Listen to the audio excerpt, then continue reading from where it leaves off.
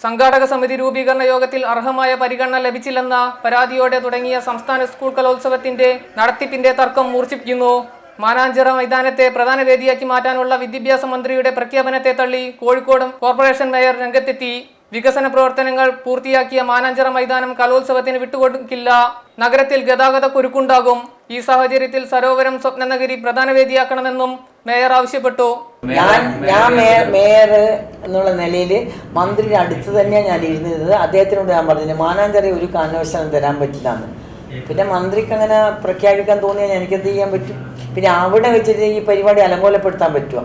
മാനാഞ്ചിറ മൈതാനം പ്രധാന വേദിയാക്കുന്നത് ഒഴിവാക്കണമെന്ന നിലപാടുമായി A Pradeep Kumar MLA രംഗത്തെത്തി. പ്രധാന വേദിയാക്കാൻ കഴിയുന്ന മറ്റു സ്ഥലങ്ങൾ കോഴിക്കോട് ഉണ്ടെന്നും പ്രദീപ് കുമാർ ചൂണ്ടിക്കാട്ടി. മാനാഞ്ചിറ ഡാമേജ് ഇല്ലാതെ സംരക്ഷിക്കാനാവുമെങ്കിൽ സംരക്ഷിക്കുകയാണ് വേണ്ടത്. മറ്റ് ഒരു ഓപ്ഷനും ഇല്ലെങ്കിൽ, വേറെ ഒരു നിവൃത്തിയും ഇല്ലെങ്കിൽ മാത്രമേ മാനാഞ്ചിറയുടെ കാര്യം ആലോചിക്കാവൂ.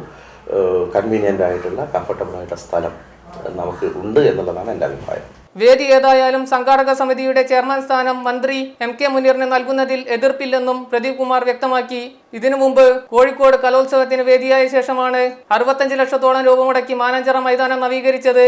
കലോത്സവത്തിൽ മാനാഞ്ചിറ വേദിയായാൽ ഇതെല്ലാം വെറുതെയാകുമെന്നാണ് മാനാഞ്ചിറ പ്രധാന വേദിയാക്കുന്നതിനെ എതിർക്കുന്നവരുടെ നിലപാട്. നിതിൻ ലാൽ, റിപ്പോർട്ടർ, കോഴിക്കോട്.